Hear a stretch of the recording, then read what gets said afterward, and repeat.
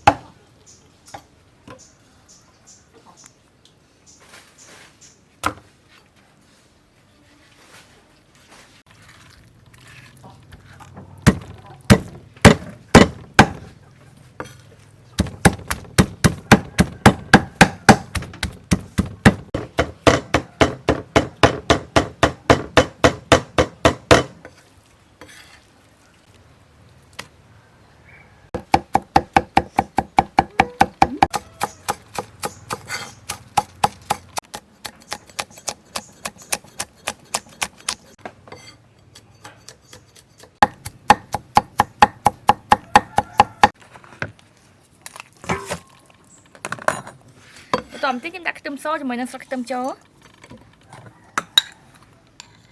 ម្សៅស៊ុបស្ករស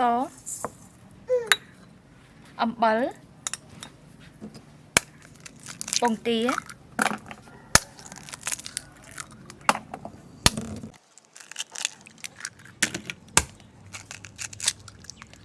បន្តមកទៀតខ្ញុំច្របល់វាឲ្យសព្វ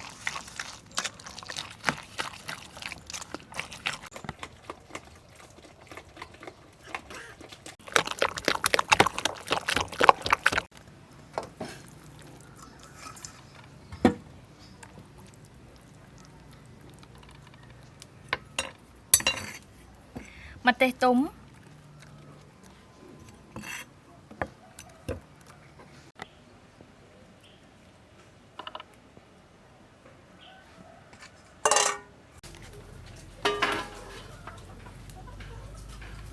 ឡូវនេះខ្ញុំចាប់ផ្ដើមដាក់ចំហុយ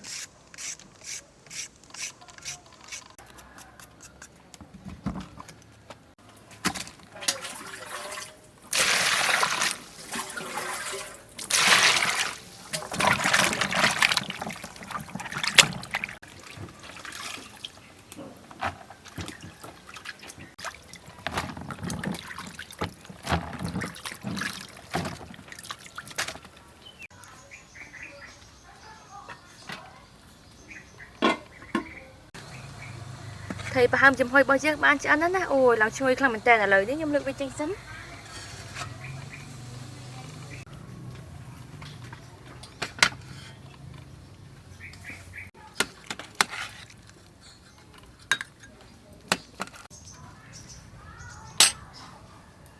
ក្រូចឆ្មាម្ហូបរបស់យើងបានច្រើនហើយតោះចាប់ផ្ដើមញ៉ាំជាមួយខ្ញុំទាំងអស់គ្នាអូយក្លិនវាឡើងឈ្ងុយមកហ្មងណា